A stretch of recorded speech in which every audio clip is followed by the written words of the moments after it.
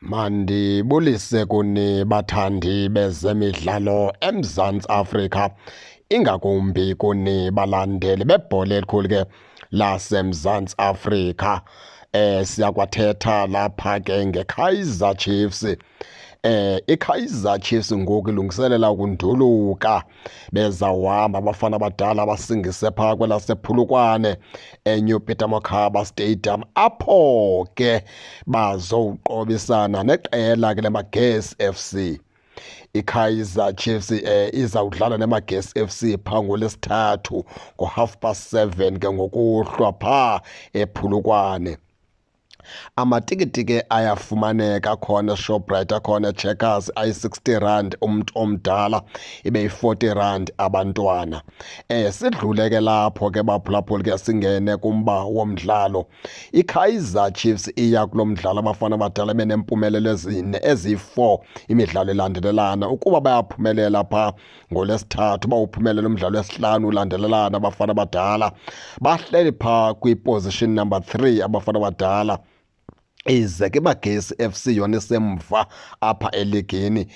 iKaizer Chiefs ilwela ukubethelela indawo yayo phaa kwiCAF Confederation Cup, yilwela into yokubana ke ingaphumi phaa kunumber 3. Yona ke iMagesi FC ilwela ukuphuma kwi-relegation zone. Abafana abadala sebelwela nje ukuzikhupha phaa kulaa relegation zone, ayikho engenye.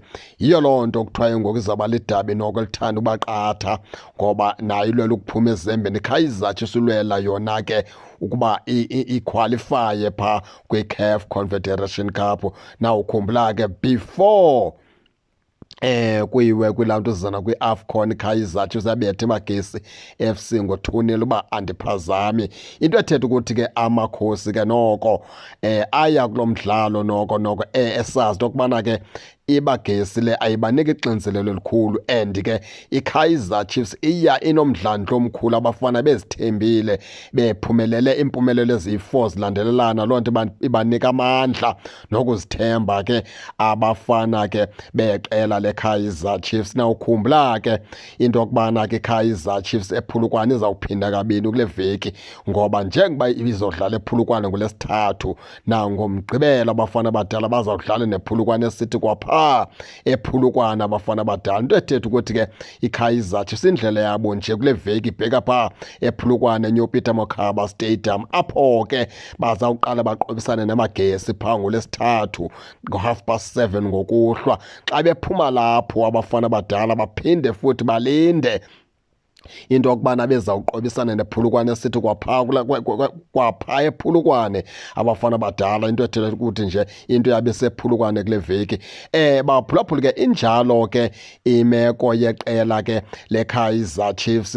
Iyadlala phaa ngoLwesithathu, lidlala ke neqela leMagesi. iKaizer Chiefs kulindele into yokubana ke fumane uwini wayo wesihlanu kulo mdlalo wangoLwesithathu. Baphulaphuli ngake ningene ke nani ke nitsho into yokubana niva njani.